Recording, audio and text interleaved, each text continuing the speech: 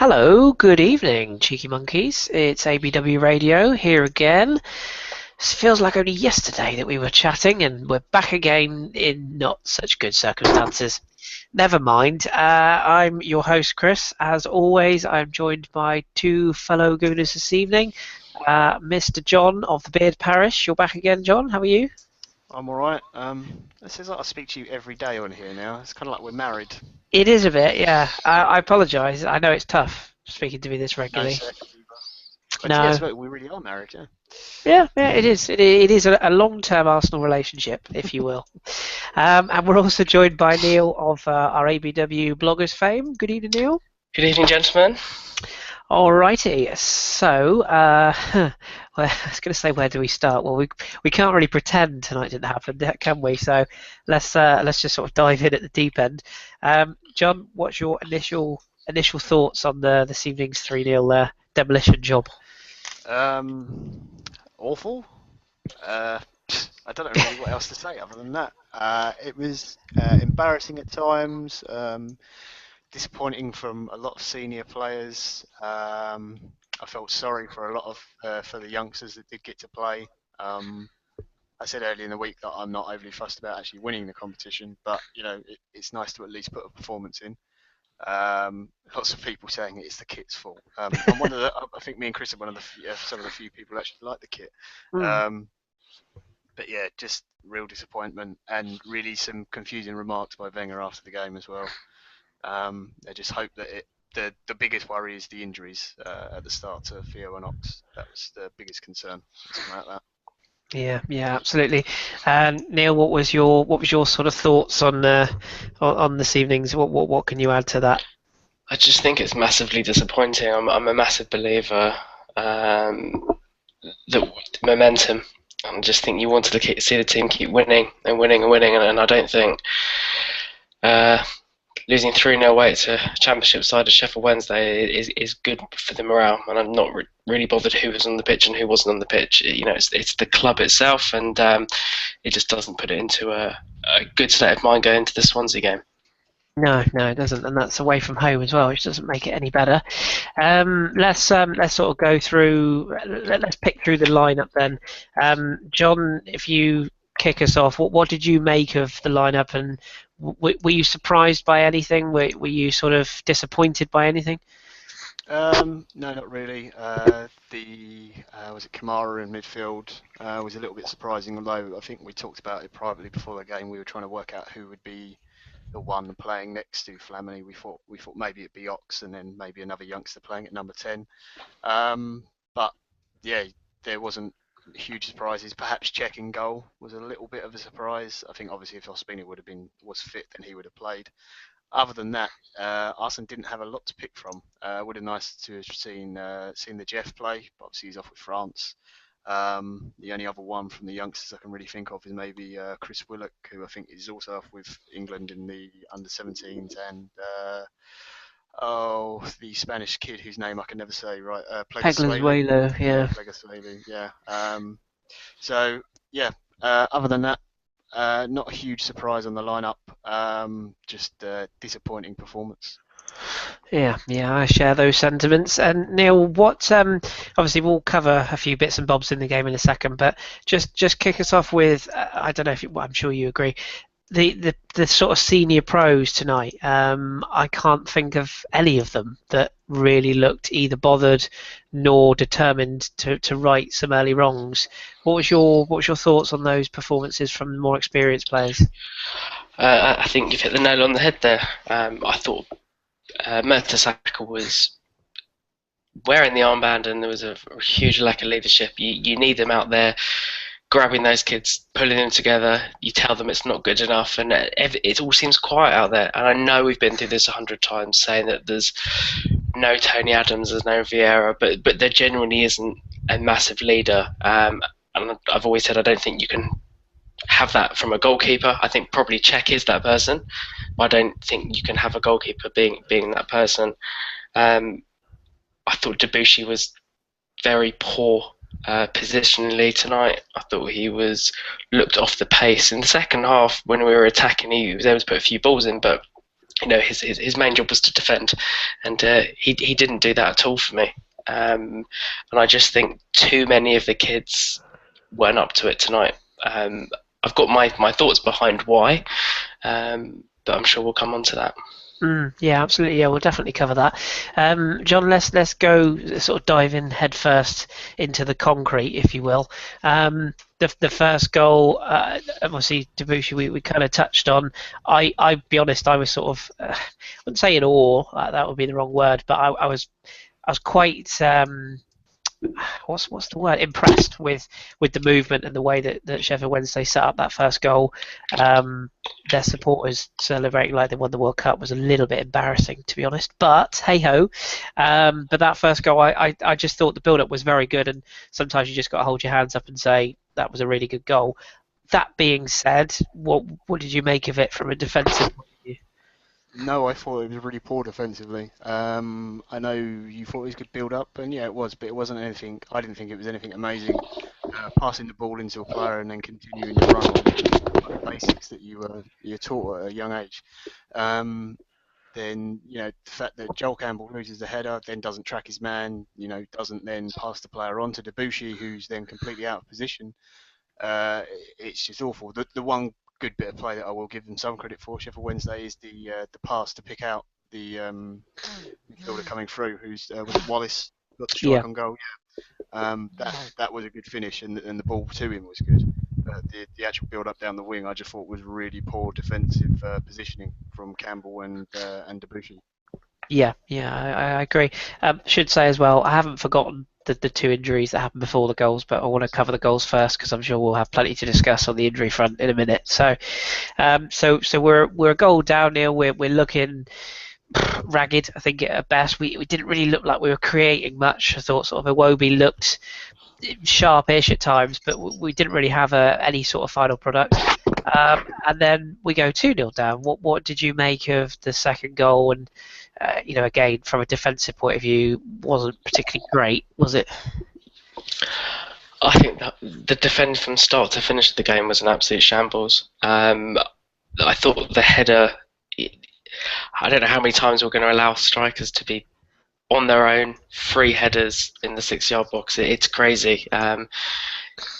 Czech's given no chance whatsoever, and the guys somewhere between Mertesacker and Chambers. Nobody talks, and you just get the feeling that when you don't have Koscielny in there with Mertesacker, personally, I don't think he's the same player. And I think we've had the discussion as well that when you take the two fullbacks out in Hector and Nacho, you lose a lot of not just the defensive stability, but you lose the attacking prowess of Bellerin as well. So it's a huge problem when you change three of your back four. Yeah, absolutely. John, just expand on that point Neil makes there about the changes element to it. Going 2-0 down with sort of 5 minutes before half time. Obviously, we made two substitutions, which again we'll come on to in a minute. But that many changes, I mean, we're not surprised we made that many changes, but do you think that was a contributing factor to the result and the performance? Yeah, it's always going to be, because you change that many, like Neil said, you change that many of the back four, you're going to suffer. But the thing is that the back four we put in should have been good enough. Anyway, they're not. It's not like you've got unexperienced players there. You've got our best goalkeeper at the club. You've got Mertesacker and Debussy, who are both 30 plus now. Kieran Gibbs, who's played a lot of games for Arsenal. Right, Calum Chambers, a little bit younger, but there's no excuse for the way that team defended. And the problem is that the young players that are in the team, they need to look to the senior players for support during the game, and they got absolutely none. They were just left out there to get embarrassed tonight, and that's one of the things that really annoys me about the performance. Yeah, we'll expand on that in a minute, because I think Neil's point is very similar to that. We should say, obviously, before the third goal, the player that, whether he scores it or not, I'm not really sure, but the player who attempts to score the third goal shouldn't have been on the pitch. Neil, what did you make of that challenge? Because I thought that was, well, horrendous, to be perfectly honest. He looked to me like he went to do him. It was a straight red card, and he knew what he was doing. It's as simple as that. He even gave him the eyes, if you like, where he could see he wasn't going to get the ball, and he made sure he made contact, which is, well, it was just a callous challenge, really. He knew exactly what he wanted to do. He saw he was. I think he went for him because he was a kid. Would he have done that to somebody like Giroud or somebody? I doubt it. I think he was picking on a youngster. Yeah, it struck me as one of those kind of Premier League team, they don't like it up them, let's leave a bit on type of challenges, and a coward's challenge, isn't it? Sorry to interrupt, but I find it very strange that someone like Sam Hutchinson would do that, considering he had injuries all his life from bad challenges, and I think he effectively retired at one point. He did, yeah. So to put in a challenge like that, I just think it's a disgrace. Yeah, I tend to agree. That challenge, that also the whole not sticking up for the youngster players and giving an example for them. I'm not saying I want someone to go over and knock the bloke out or anything, but Flamini and the senior players there should be getting round Kamara and protecting him and like going to the ref and explaining what's happening. All right, the referee, I thought the ref was bad for both teams tonight, to be perfectly honest. I thought there were some decisions that Wednesday had against them that were a complete joke as well, but not to that level. But you need to protect youngsters in games like that because it's going to be physical because they are a championship team. No, I agree, and I think the one thing that you also want to see from your seniors, whether it's right or not, but teams do it every week, is give the referee hell, surround him, put 3 or 4 players around him, tell them that it was a terrible challenge and put him under pressure. Because you know very well if that was a tackle on a Loftus-Cheek or somewhere like that at Chelsea, you'd have Lampard, well, not Lampard now, but the other day, years gone by, you'd had Lampard and Terry. They'd all surrounded him, and they would have made sure the referee knew exactly what kind of challenge it was and exactly what you should have done. But we're just happy to let them get on with it. Yeah, I agree. I think it's fair to say that had that challenge have taken place in the previous round at that lot down the roads ground, I think the reaction would have been very, very different, which there's not really an excuse for that, because whether the game is a quote unquote big game or not, as you rightly say, particularly when it's a young player, you should be in there and sticking up for him, I think. So I agree with both of you on that point. That being said, obviously we did get the third goal against us, which effectively finished the game, let's be honest, and it came at a time where we were just starting to, I wouldn't say get back in the game because I don't think we were ever in it to get back into it, but we were sort of starting to move the ball and look a little bit of a threat, and then wouldn't you just know it, third goal goes in. John, that was basically an abortion, wasn't it, that third goal?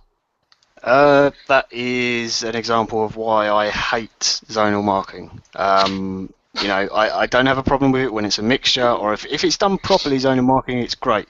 But you could see, I don't know who the guy was out on the right-hand side, but he's just completely unmarked. He's got no one around him for 5 yards. And Mertesacker looks at him, and a couple of other players look at him and can see he's unmarked and do nothing about it. Absolutely nothing. And all you've got to do is have a half-decent footballer to pick him out. It's not a difficult ball, from a free kick as well. And then, he just puts it back across the box, as any sensible player does. And then, I don't know whether it was actually Hutchinson or Debussy who got the final touch. But it just smacks of just, I don't know whether they just didn't care at that point, or just they were so rigid in the way they do zonal marking that they refused to move out of that. I'm also, that's the only time I would give Cech any criticism in the game as well, because he must have seen that. And why he's not putting someone across as well, or trying to make more of a point of it. I really didn't understand that, but that's terrible. That's the sort of thing you see in a Sunday league football game, to be perfectly honest. Yeah, I know that all too well. Yeah, 100% agree. And it was just basics, and as I say before, that effectively ended the game. If we were ever in it, I'm not really sure we were.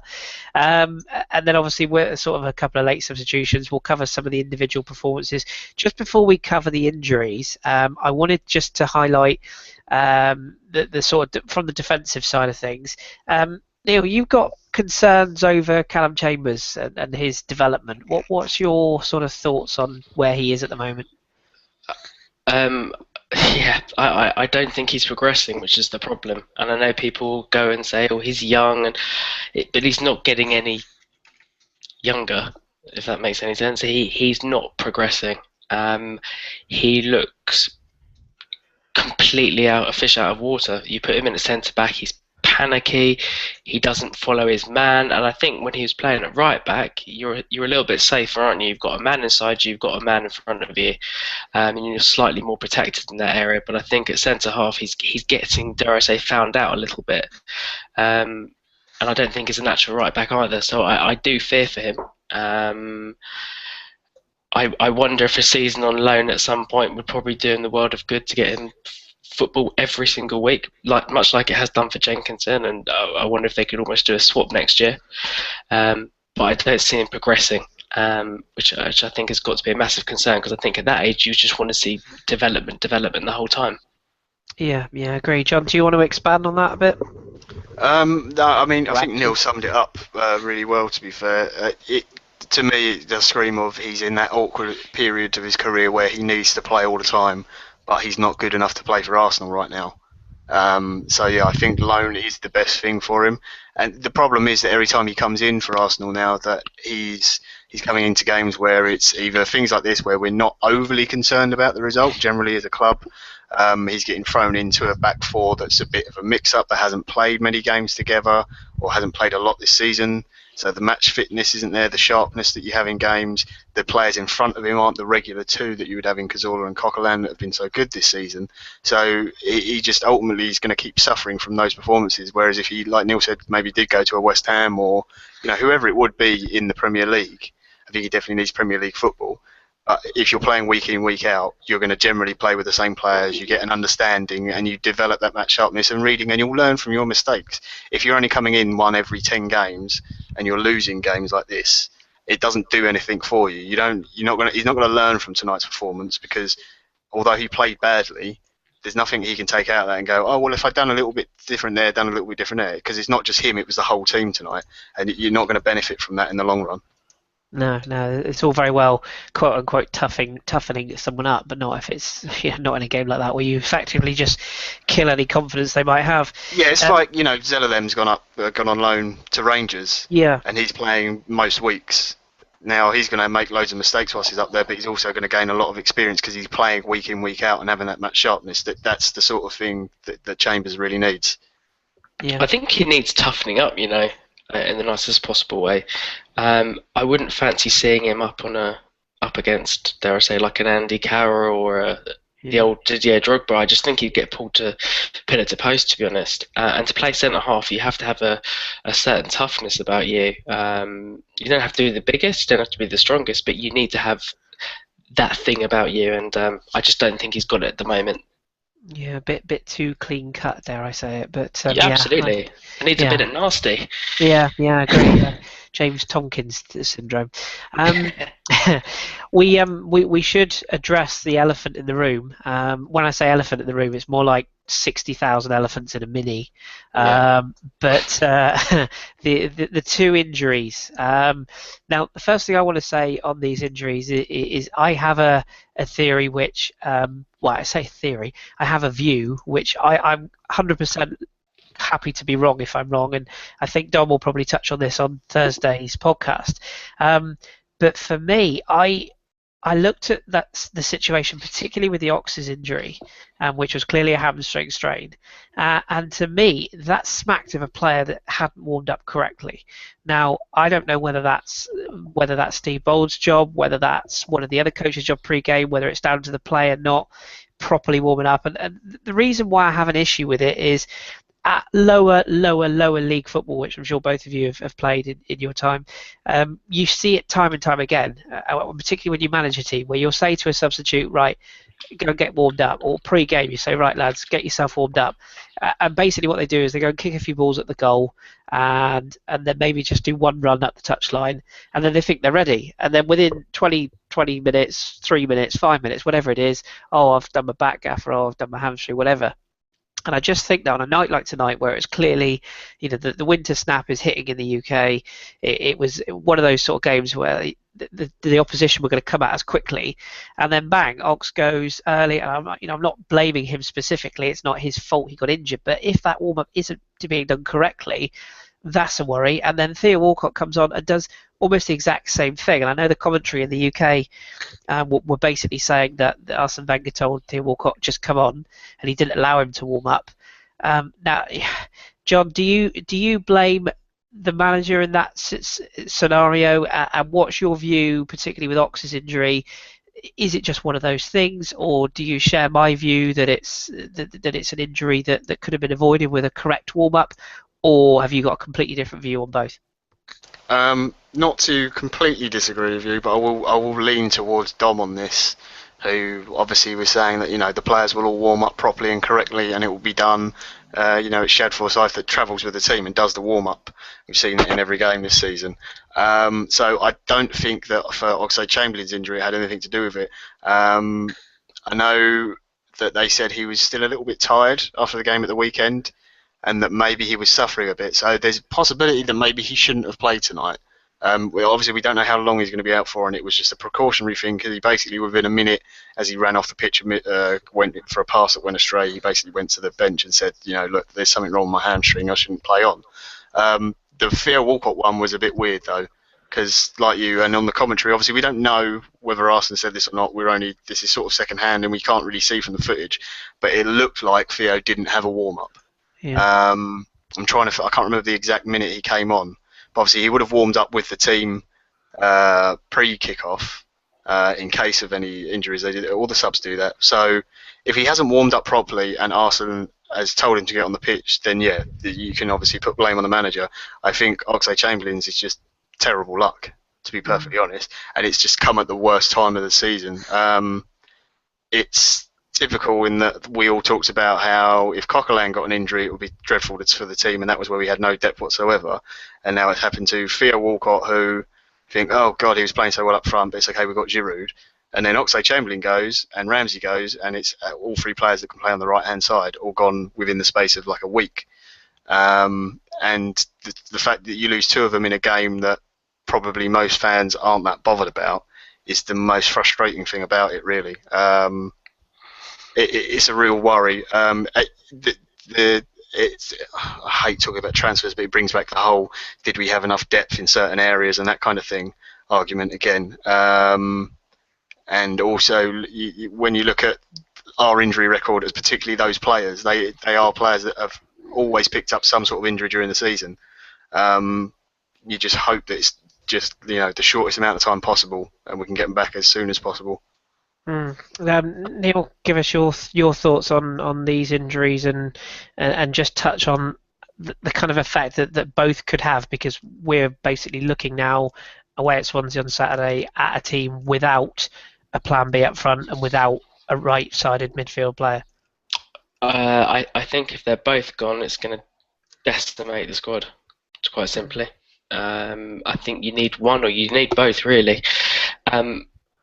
I'm hoping, and we don't know anything yet, I'm just hoping that the Ox was just really sensible and thought, I don't need to push this at Sheffield Wednesday in this competition. I'm going to bring myself off and he'll be ripe and ready within a week or two. And I don't know if that's being overly hopeful, but I just hope he was really sensible. To me, the fact that Theo came straight onto the pitch from the bench is just completely criminal. I think the manager has to take some responsibility for just throwing him on. I mean, it's common sense. I mean, I think we were all screaming at the time thinking, tell the guy to go and warm up. I mean, we all know, we've all stood on the sidelines on a Sunday morning, and you get very cold very quickly, and you certainly don't want to go and run onto a Sunday League pitch without a good few minutes warm up. So Christ knows what it must be like to be a finely tuned athlete where everything's got to be set, perfectly in place to do the job. So I suspect Arsene needs to take a little bit of responsibility for not getting Theo warmed up properly. I mean, it was so innocuous. It wasn't even a run. It looked like he did his calf muscle, whatever it was, by taking a corner. Mm. I mean, only an Arsenal player can get injured by taking a corner. Yeah, it's true. I should apologise. My cat's done a run-in, and he's just like sat there going, "Yeah, what?" So I apologise for the ass that you can see in the face there. Probably as pissed off as we are. Yeah, it's probably the improvement on my face as well. So, my kind of I don't know if it's concern, but again, just taking it back to the level that I manage at, like. The first thing I say as a manager, or if I'm lucky enough to have two people that I call coaches that join me, the first thing I do is if you see a player go down with an injury, you pretty much you expect people to take responsibility to immediately get themselves down the touchline and get themselves almost semi-prepared. I don't know whether that just doesn't happen at the top level anymore. I mean, you see it a lot where you see. The one time you notice it is when a goalkeeper gets injured. That's the one time you always see a goalkeeper immediately, runs out and has a little bit of a trot down the touchline. But I don't know, it doesn't seem to happen now. The players all seem to be wrapped up in blankets on the bench and they're rigid, and they don't seem to particularly go through their paces unless they are definitely coming on. And I don't know, it just smacked of, I guess the whole night it just smacked of bad preparation and just a bit of a To be fair to Walcott, he did strip off and start running down the line, and then it looked like Arsenal called him back straight away.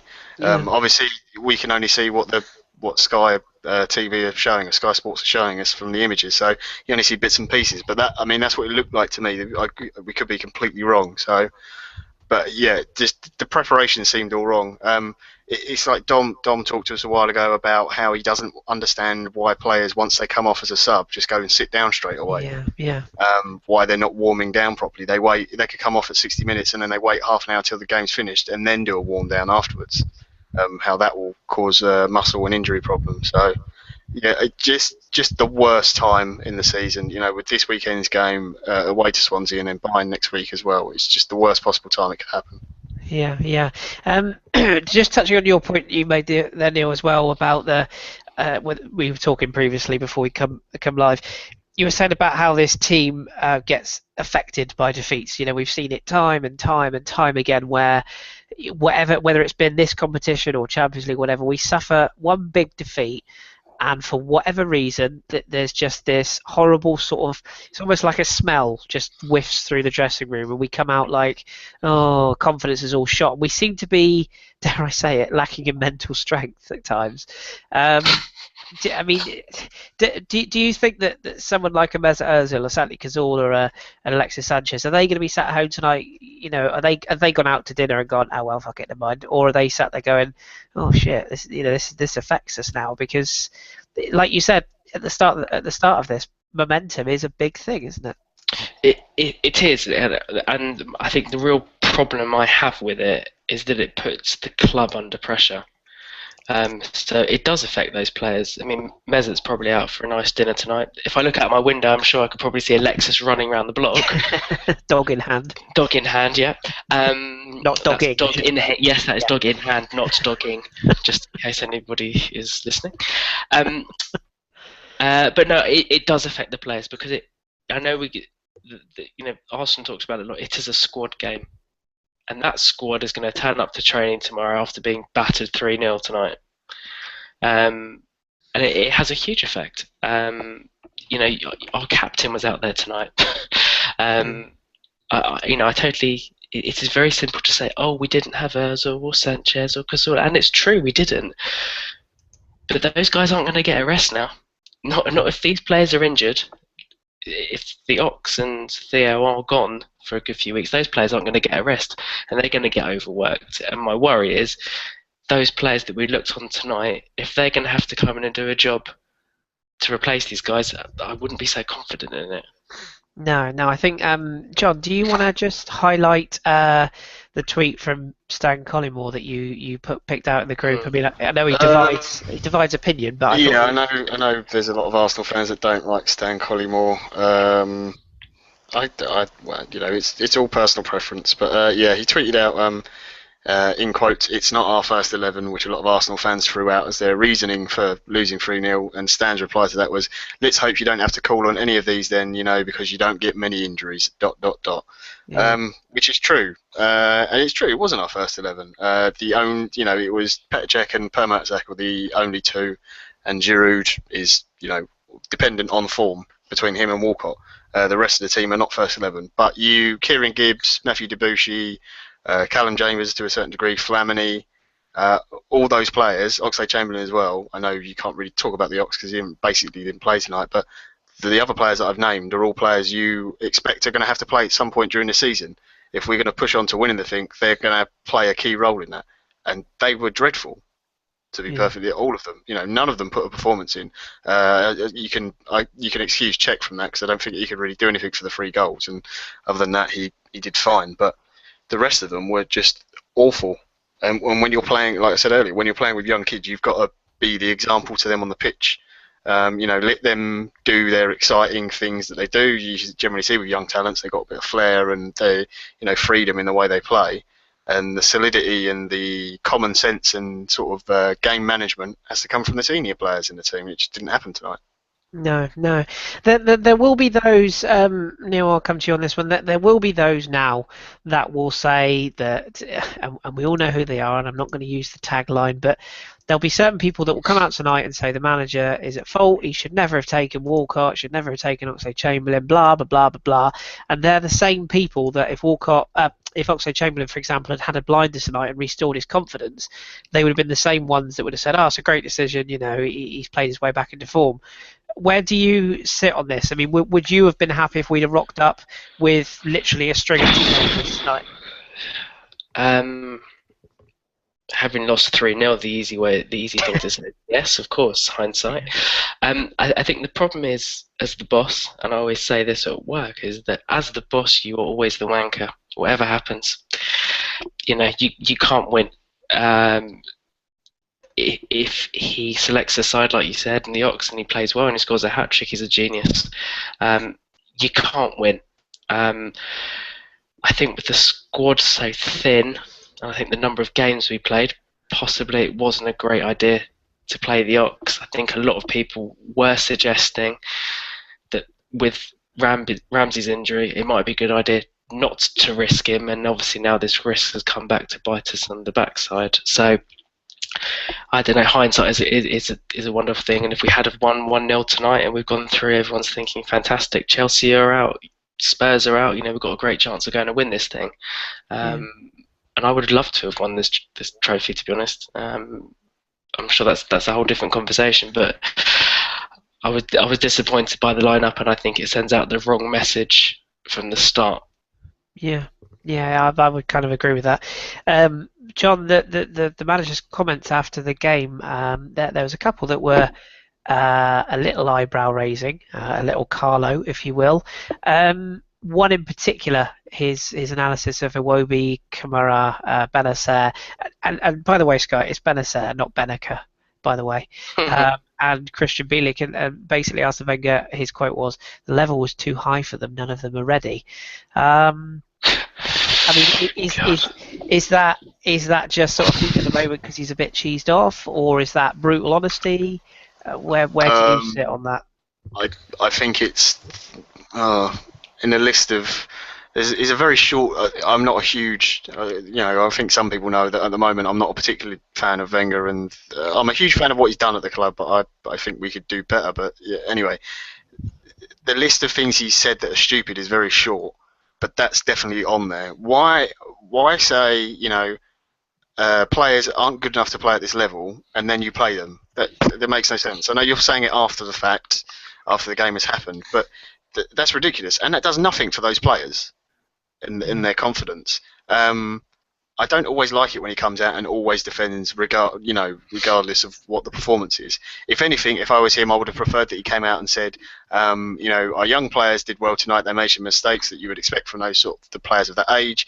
But what I'm disappointed is in the senior players in the squad not putting in a big enough performance, because the senior players are used to getting moaned at, and they should know the fact that they're going to walk off the pitch. Debussy knows he didn't play well tonight. Mertesacker, all those players know they didn't put in a performance tonight.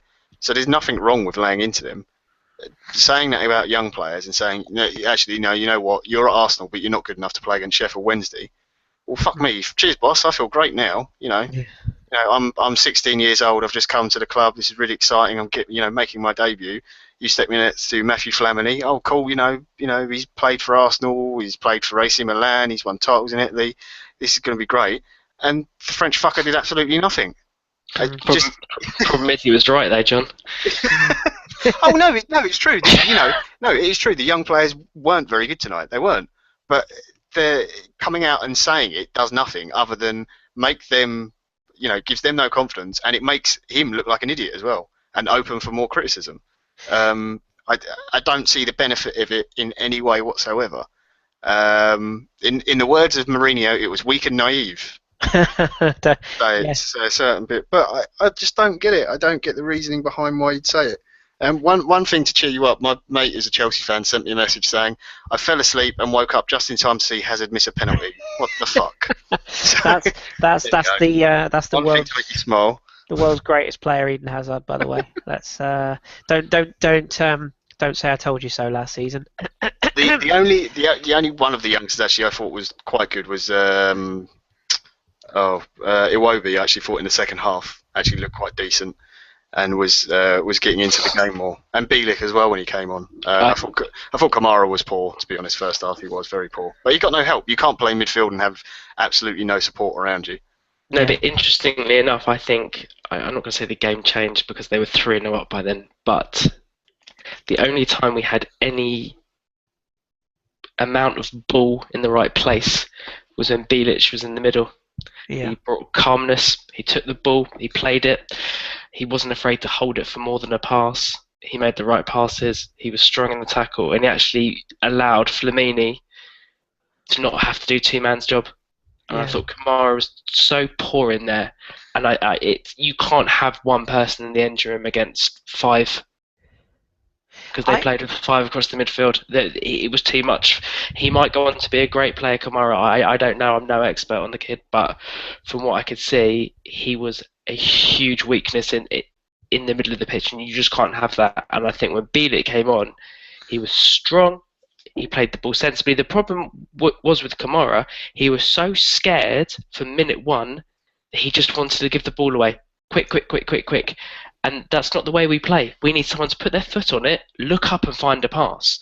And until you get to that point, you can't have him passing it 5 yards to Gibbs, 5 yards to Debussy. It's no good. Yeah. I agree. think you have to give some credit as well to Wednesday. I mean, tonight they did play very well, but they were sensible. They isolated, they picked out the young players in the team, and they were the ones that they attacked. Yeah. You know, they were the ones that they went at. They also, to be fair, they picked the correct fullback to go at. I didn't think Kieran Gibbs played particularly well, but they picked the one that's been the most questionable when he has played this season in Debussy. So they got their tactics. So credit to their manager and the team. So I did actually think they played very well tonight.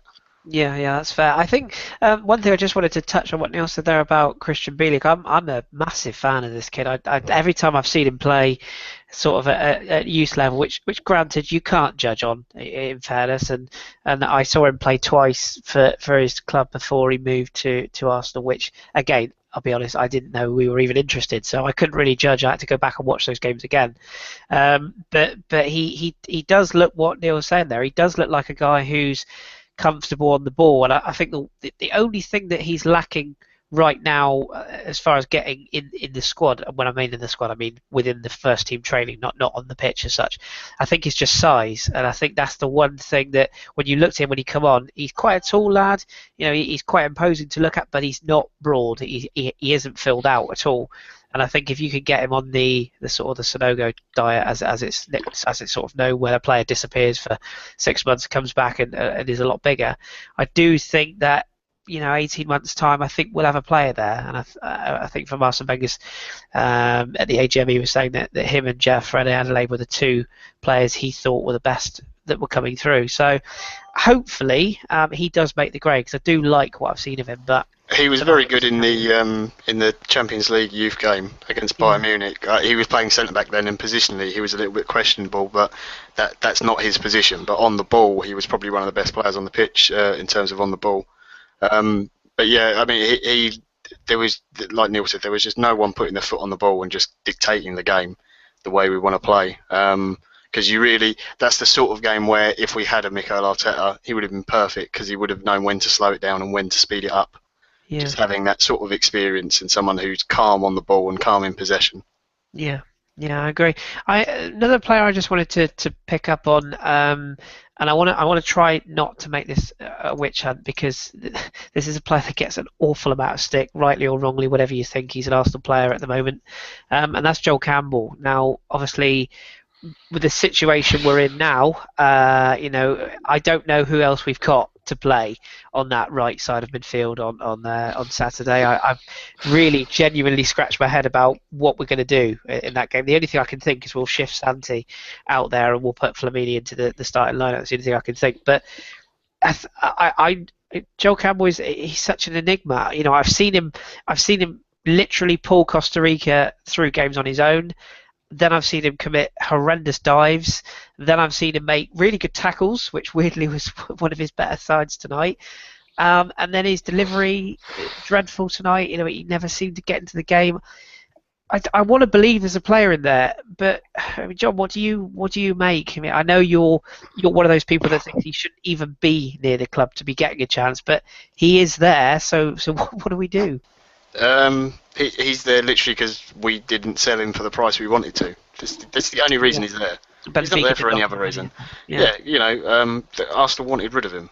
I'm not going to say he's terrible. He's the worst footballer in the world because he's a professional footballer, and I'm not. So he obviously has got some talent and ability, but his talent and ability isn't good enough for Arsenal. It's that simple. You know, he's been out on loan for however many seasons now. He's come in, he's had his chance repeatedly. There's been reports that Arsenal's been really disappointed with him, that he hasn't made his any development. And then you saw the quotes this week that he was saying he was pleased with him, which is just, I think that was just typical Arsenal. Just, you know, let's be nice about a player who's definitely going to start midweek. But he said the best thing he did was the tackles he put in when he lost the ball, which was, you know, he nice that he got back to win the ball back. But every time he got the ball, he just fucking lost it. I just did not understand. I don't get why, if you've got a player you clearly want to sell and you don't think is good enough, you know, then I'd rather we played someone who's younger and give them a chance, who you actually think's got a future at the club. I'm not saying Iwobi is a better player, for example, but they clearly think Iwobi's got a future at the club. So I'd rather he gets game time, because Joel Campbell offers the team absolutely nothing. And if you've got to pick between two players who are going to offer the team nothing, then pick the one that you're at least going to, you know, stick with. Because at the moment the transfer window comes round, you know that Joel Campbell is going to be the first one to try and get booted out the door by the club. Yeah, I think that's my other worry as well. I'll ask you on this one, Neil. Obviously, the comments that Arsene Wenger made about the players or the young players not being ready. You know, we are literally one injury away from only having Iwobi as our centre forward. That is the pure reality of the fact. There isn't even a Sanogo. There isn't even a player that you could say, right, well, you know, like a Mesut, we'll just push you up front. I mean, I suppose Alexis would be pushed through the middle if push come to shove. But I mean, it seems like a really strange thing to say when you've got Joel Campbell, who he's clearly not convinced with. And then he's sort of saying, well, I'm not sure about the young players already. I mean, what's your thoughts on Campbell and indeed those comments just moving forwards with the players that he's got at his disposal? Funnily enough, I think there's a player in there. Yeah. I do. I've seen him do amazing things. I've seen him score great goals. I've seen him make great key passes. So he has got it in his locker. I suspect he'll start on Saturday. Yeah, I think he'll start him wide on the right. The last thing that we need to do now is to even consider putting Santi out in a wide position. Agreed, yeah. That was an absolute nightmare when we tried to do that this season in the one game. Or Mesut, for that matter. Yeah, no, you need as least disruption as possible, because that 11 actually has some form of momentum. Yeah. We need to keep that going as much as possible. I don't know what he'll do if he really, really doesn't fancy him out there. I've got this horrible feeling you might see Kieran Gibbs playing wide left and Sanchez on the right. Yeah, me too. I mean, Kieran was a winger before he came to Arsenal. In fact, he played a lot of his youth team as a winger as well. He's got the speed. I'm not quite sure he's got the delivery, but he's got the speed, and we've seen it the last few games. He's come on for Alexis, and essentially played wide left. So it wouldn't be a huge surprise if he really has no confidence in Campbell. You can imagine seeing Gibbs wide left. But he's almost painted himself into a corner with Campbell, because he's obviously publicly backed him. If he now doesn't play him, when basically everybody else is injured, then, you know, you might as well say, well, that's career over, isn't it? I mean, he's got to play him now. And I know a few people have put in the chat box, can we recall Gnabry? As far as I'm aware, there's no option to recall any of our loan signings or any No, of our loan departures. there'll be no recall on them unless Pulis wants him to go back as well. Yes, yeah, that's right. Yeah, if a player is sent back, essentially, that's the only way. But as far as I know, we can't even if we wanted to. I don't think we can exercise the right. No, you can't. The earliest people you ever do that is January. It's a January recall because otherwise teams wouldn't be able to build their squad. Otherwise, no, they wouldn't know if they got a player for the time or not. And there's so many contractual issues with the money side of things and bonus payments. There's so much I just can't see it happening. For what it's worth, Gnabry's probably sitting at West Brom now going, probably should have stayed really, because he just doesn't seem to be getting any time at West Brom at all. In fact, I think he's played more for Germany this year than he has for West Brom. Yeah, he's played more for the under-21s than he has for West Brom. Mental, isn't it? If that's the case, you may well see Pulis sending him back because Wenger will probably pick up the phone to him and say, "Look, if you're not going to play him, can we have him?" And he'll go, "Thank you very much." Yeah. I think there was a quote from Pulis saying he's not ready for the Premier League, or he thinks Gnabry's not ready for the Premier League. So yeah, which again I agree. The times I've seen him, I think he's looked good enough to me, but. We all know that obviously Tony Pulis is the oracle when it comes to football management. So well, he knows footballers, of course. Absolutely, and of course he famously headbutted James Beattie naked whilst wearing a cap. So that's the kind of man we're dealing with here. So absolutely right. Let's not take too much from what he says. I don't think Tony Pulis would know a flair attacking player if it bit him in the face. To be perfectly honest. So less said about him the better. Let's try and find some positives. The rain stopped in Plymouth tonight. That's a positive. I've repaired my chair, which I broke last night. No, seriously. Positives. I like the look of Benacer. He didn't do a lot, granted, but what he did do, I thought he was positive. He's a player that looks like he plays with his head up. He's a lad who looks like he wants to try and make things happen. He wasn't afraid to try and take the ball on. And whilst largely he was ineffective, I don't think it was helped with the fact that he was slung on. But he looks tidy. We've touched on Bielik. Other than that, I'm scraping the barrel. John, can you think of anything else that's positive about tonight? The only other one is Iwobi, but I've got a little bit of a man crush on him. Maybe I should say teenager crush because he's a lot younger than me. Be careful, John, you can get arrested for less. He just looks like more of a man than me. He's about 6'5" or however big he is. I don't know, he's massive in comparison. I thought in the second half when they brought him more into the game, as when Bielik came on, we got more of the ball. You got to see some of the things that he can do. That he's quite confident. He plays with his head up, taking players on, whether it's one or three players. He's quite comfortable to do that. Either foot can dart either side. So I really like Iwobi, and I think he has got a bright future at the club. He's something at the squad that we haven't necessarily got at the moment. If you watch the likes of Zaha and Balassi at Palace, they're similar sort of players. And they're that tricky winger who can put a ball across or they can score a goal. He scored a cracking goal against Bayern Munich. I think I might have mentioned it on the last radio show actually, in the Youth Champions League. Absolute worldie. So I thought he was good. Bielik again, yeah, very good. Benacer in the little bits that he did. Because again, he was stuck in the number 10 role, basically running around in midfield, not getting the ball a lot. The couple of little passes he did were good, but there was just no joined up thinking in the way they were playing, and the passing wasn't really there, so you couldn't see a lot from the team. Joel Campbell's tackling, that was quite good. maybe he's a fullback and not a winger. I don't know. It was the best thing he did all night. Other than that, the away fans was the other thing. As always, the away fans are brilliant. I like the fact that Mertesacker made sure the team went over and applauded them. If I was, I'd like the club to go and give those away fans their money back because that was fucking dreadful, that performance. And having to pay to watch that is really bad. So yeah, I don't. that would be a nice gesture.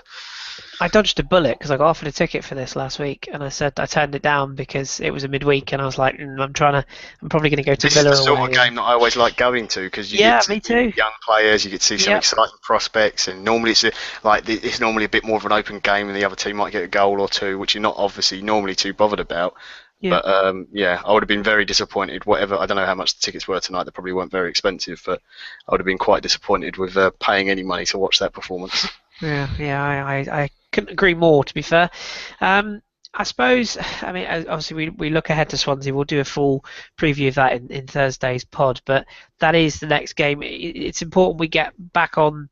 I say back on the winning track. I mean, it's strange because we sat here after a defeat like that, which, and I'm not saying it doesn't count because it does count, and I think too many people are straight away are on social media, whatever. Oh, it doesn't matter. It's the League Cup. The point is, it's a game. Neil, what do you touched on obviously the momentum side of things, but it doesn't matter what competition, does it? And it doesn't matter what team you've still essentially been embarrassed by a side that you should comfortably compete with at the very least. So I mean, going into Swansea, it's a worry. Of course it is. If you can't compete against Sheffield Wednesday, you won't be able to compete against Swansea. I suspect Swansea would have watched that tonight, and they'll be, to coin my dad's phrase, licking their lips. They'll be looking forward to us coming. We haven't played well against Swansea recently anyway. I just think it's just the wrong frame of mind to be going into. You work really hard to win the games against United and Bayern, and then to put in a performance like that, I just think it's a massive shame. I don't buy into this. Oh, it's the Capital One Cup. It's a trophy. You can put a trophy on the side in March or April, whenever it is. I've been at Wembley when we've won the Coca-Cola Cup, when Steve Morrow scored, and I was at the Millennium Stadium crying my eyes out when Chelsea beat us. So it does matter. Yeah. And to say it doesn't matter just because we've lost, it mattered a hell of a lot 4 weeks ago when we won at White Hart Lane. Yeah. It's funny how things change, isn't it? We should also say that sort of with regards to the overall performance. I mean, if we win at Swansea, yes, it is probably all forgotten, but it is really important that we do that now. It really is important that we do go to Swansea and put in a performance. The only other thing I wanted to highlight, John, I'll get your views on this. Losing Walcott and Oxlade-Chamberlain, we should say at this point, time of 11 o'clock at night, we don't know what the prognosis is. It could be they were taken off preliminary, they could just be tweaks. But to me, and indeed Dom said at the time, they look like 2 to 3 weekers at least. That's two of our quickest players, and when you're playing a team like Swansea, where you're essentially going to play in transition, when we go to the Liberty Stadium, make no bones about it, they will attack us, which will probably leave space in behind. And when I look at our side, even though we've got some magnificently sort of technical players in Santi and Mesut, for example, I would say we don't have any pace now. I mean, people think Alexis is quick. He's not particularly pacey. He's just got very quick feet. There's a big difference. And obviously now Giroud is going to have to play. Good that he seems to be finding some form just at the right time. But we really don't have pace now. So, I mean, do we change our tactics for the next couple of games? Well, we're going to have to, because Giroud will be starting, so you're going to have to play off him and build the play up from Giroud with his back to goal. So it's really important that he keeps the form that he seems to have found, because the moment he dips out of form, then we lose our platform in any game. Because if you can't build the play off him, then you've got no pace to hit him behind, then we really are short of answers. We've got players that are good enough to find the spaces and keep the ball and slowly build us up the pitch with our passing moves like Mesut and Santi and Alexis. That all of that comes from building off Giroud. So it's really important that he keeps his form. Again, like Neil said, I know he said that Gibbs might play. That's a possibility. As bad as Joel Campbell was, he may end up just getting game just because he has got some legs to run in behind. Because that's one of the attributes. The other thing as well is Bellerin and his pace. I'm not suggesting moving out of position, but he'll become even more important to the squad than he already has been, because he will be one of our best outlets for attacks. The worry I have is that Swansea are, they're our team that much like us, they generally like possession, but if they want to, they can hit quick on the counter. But they have most of their players are in the middle, where we like to play the ball through, so it's going to be very tight and congested. So hitting, Monreal and Bellerin out wide is going to be our best options. Yeah. I think with watching Joel Campbell's tackling tonight, he might get a game just to play to Left back. nullify Jefferson Montero. That's the one good thing, actually. Yeah, Foggy Dino put that in the chat. He said Montero will be praying that Bellerin isn't available for the game. I think it's I think it's a worry. I really do. I mean, Swansea's going to fit. It's a 3 o'clock, isn't it? A rare 3 o'clock. It's a Saturday 3 o'clock game. Believe it or not. Bloody hell, Christ! I'm going to have to change my whole schedule. It's never used to a Saturday. I mean that's going to be a real test, and it'll be very interesting to see just who we play and where. So we'll have to keep our ears to the ground. It's a real shame we haven't got a Danny Welbeck or a Jack Wilshere right now, because those two would be. Yeah. Particularly Welbeck would be an absolutely perfect option to come into that game, whether it be wide or not. And he's the sort of player who would have played tonight as well, and maybe you might not have seen the Ox or might not have seen Walcott on the bench, that sort of thing as well. So I'd be honest, I completely forgotten about Welbeck. Yeah, I know. Isn't there talk? Isn't there talk that he might actually miss the season now? Isn't that the talk? That is the talk, and the thing is, Welbeck's had bad injuries in the past, so it wouldn't be on the realms of possibility. I mean, if you look at the list now of injuries, you've almost got a high-class 11. Yeah. It's concerning. And I know it's probably not the time to talk about it, and Dom is a much better place to talk about it than myself, but there must be something wrong somewhere. Yeah. And people have forgot about people like Thomas Rosicky even. Who would have played tonight? There's a player who's. Imagine being able to bring Thomas in on Saturday to play. You play him wide. You can play him in the middle. You play him where you want. He'll do a job for you. But he's injured as well. Yeah, absolutely. It's a massive problem. It really is. The better news is I think Jack's progressing better than Danny is. So hopefully we'll see him back, maybe even for the Christmas run, perhaps. But I guess we'll have to see on that one. Jack's going to start running in December, at the start of December.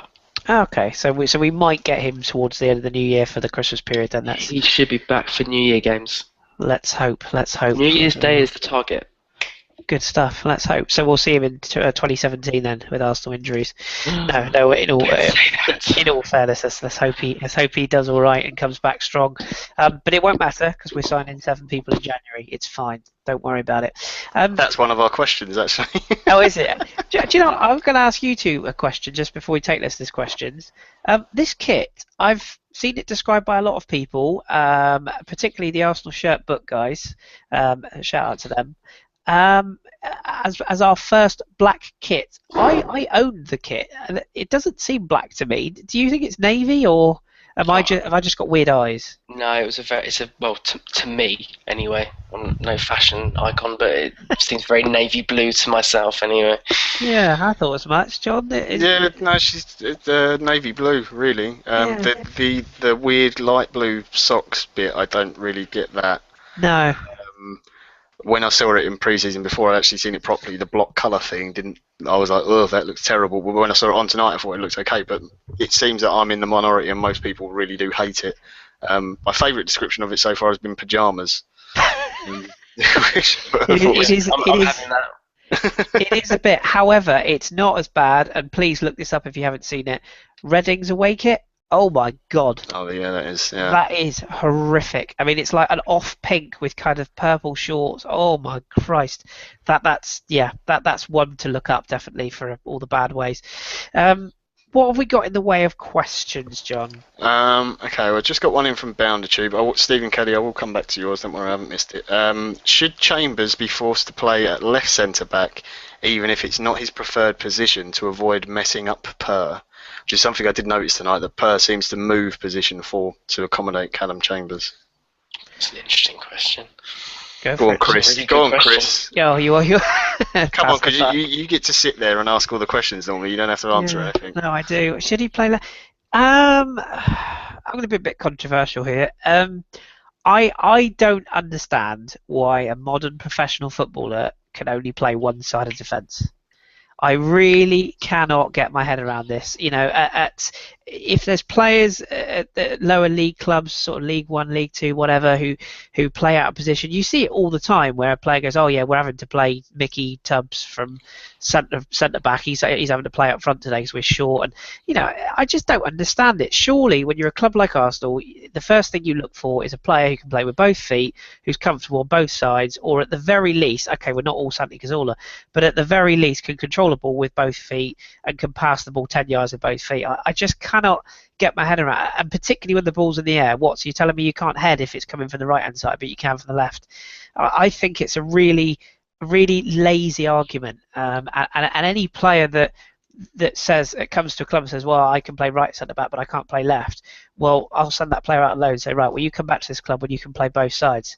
I don't see it. I do think there's something in partnerships, 100%, because I know a lot of people have said, that they're not keen on Mertesacker or they prefer Gabriel, whatever.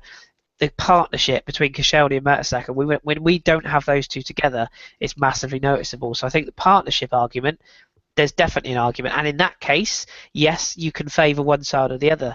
But when you're coming in and you're a Calum Chambers, I just don't buy into that. I really don't. I think you should be able to play both sides. No, fair enough. I don't get it. I'm not a professional footballer though. Nor I played am I. centre back. I played centre back Sunday League, and they could put me left side or right side. I was awful either way. So I'm barely professional FIFA player, let alone professional footballer. it didn't make any difference to me. Stephen Kelly's question was about transfers, but he was talking about January. Do we expect any business to be done in January, and do we need to do any? Well, we need to, but go on, Neil, you have that one. On the evidence of tonight, well, yeah. I don't know how many players we're going to have by January. I think the key is in seriousness is to be in contention. If we are in contention, I think he will go and spend some money. If we've blown it, which could very easily happen being Arsenal, if we do blow it and we have got Jack and Danny Welbeck coming back, you can also see him leaving it because he is stubborn. But I do think if there is a genuine chance, he may well just go for it because he's not going to get a better chance than this season, in my opinion, anyway. Yeah, and I kind of agree with every word. Do you know what? This isn't gonna make me a popular person, but I honestly think that if the squad is the way it is and we've still got a few injuries, I think a Kim Kallstrom-esque signing is the sort of thing we need to get. I'm not a fan of going out and lashing. You really want to get some abuse tonight, don't No, I know, but what I mean by a Kallstrom type signing I is know just, what you mean. I don't mean somebody with a broken back, but I do mean somebody that can come in, can play 2 or 3 positions, is experienced and can just slot in and do a job until the end of the season. And I don't know who that player is, but I'm not really in favour of doing a sort of a mid-season splurge, trolley dash, a Harry Redknapp, if you will, because I just don't. I think I would rather that we focus on negotiating with our targets for the summer in January and then get them done, i.e. like we did Czech. Transfers is such a... We're 2 months away from it all going off again. I can hardly wait, honest. Yeah, Dino's just put in there, at least Kallstrom won us a game, which is very true. He did help us to win an FA Cup. Just for my answer quickly on that, I think if we're still in it in January, I don't actually think he'll go and get anyone, because I think he'll see Wilshere and Welbeck returning to the team. I'm not going to use the phrase, but whether he uses the phrase or not, but I think that will probably be his view on it. Sign Nico Cranchar, that is very yeah, big Nico. Everything rude everything, which is interesting, good name. Has asked 2 questions, saying, seeing the teams remaining in the cup, is this a missed opportunity for a trophy? And also linked with that, how confident are you guys in the FA Cup run, seeing our performances in cup competitions this season? I'll just answer that second one quickly. The FA Cup, our performance in cup competitions, I would equate that in no way to the FA Cup, because for tonight's performance, it is a cup that I think the club genuinely don't really care that much about, and European competition is completely different to the FA Cup and the opponents you face. So I think the way you approach the game is totally different, and in the FA Cup it is you go all out just to win. Whereas in the European competition, I think it's a lot more tactical, and you have to make the right decisions leading up to it. But Neil, I think you've got some feelings on the teams that have missed out in this, and whether it is a real chance to win a trophy. Listen, Chelsea are gone tonight now as well. Obviously, we beat Spurs. You're getting into the realms of them all being ticked off for you without even having to play them. And there's nothing like winning trophies, and any player will tell you that. Whatever the fans might think, the players want to win things, and I suspect that the club should have, dare I say, gone out with a slightly stronger squad and not left the kids out there to pick up the pieces tonight. I think it's a real missed opportunity. I've just had, we've all had, I consider it a great compliment. Taylor Osborne just said we look like rapists, so thank you. I'm quite... You guys said, oh yeah, that's lovely. Well, It's very nice. What a lovely gentleman or lady, I suppose. I don't know. I've got no idea. Oh, and he or she has 2 lovely children as well. On his picture. Yeah, That's really nice. and the grasp on the English language is particularly good. Anyway, Don't feed the trolls. Mr. Poffrey and they ain't. any other business, John? Anything else? No, not really. I think it's generally just a bit of whinging. There's some suggestions of loans. So yeah, Yossi Benayoun, Reyes, Nico Cranshaw's definitely one of my favourites. I wonder what Ashley Cole's up to these days. By the way, Jurgen Klopp getting overexcited with the results tonight because he might get to win a trophy this season. He's got to win a game first, let alone a trophy. if Reyes is available, I'd take him, just to say. Would you bring his family and his horse and everything else over? Because that's probably what he's going to need. I'd take Reyes over Joel, I'm afraid. And sorry, Joel, if you're listening, but it's just not going to work out, is it? Unfortunately. Poor old Joel. Get out while you can. Yeah, straight swap in January. Get out while you can, Joel. Yeah, well, okay. Well, I mean, there's not much more to be said, to be perfectly honest.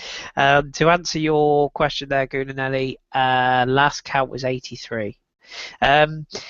Yes, there's not much more that can be said. I think what we basically do is we brush tonight firmly under the carpet, and then we build a house on top of the carpet, and then we build another house on top of the other house, and try and forget all about it. And we move on. Obviously, Swansea away. That's the one thing to say. If we beat Swansea at the weekend, no one will care about tonight. Oh no, It'll be forgotten. But they've got to win at Swansea first. Yeah. Yeah, I mean, in truth, I don't think many people will care about this result tomorrow. But let's rest assured, if we don't get the result at Swansea, it's how the team responds. That's the big thing. Absolutely, yeah, 100%. Oh, we look like models now. I don't want to look like a model. They're not interested in that. Sorry, Taylor. No. If I look like a model, then we've got serious problems. But yeah, so that's what we do basically. We go again, as Stevie G would say. But let's not slip. Halloween on Saturday, which I completely forgot about, where grown adults dress up as children. That'll be fun. But yeah, it's gonna be tough now. Who have Manchester City got this weekend? Anyone know off the top of their head? Silence. I'm frantically looking it up. They're home to somebody.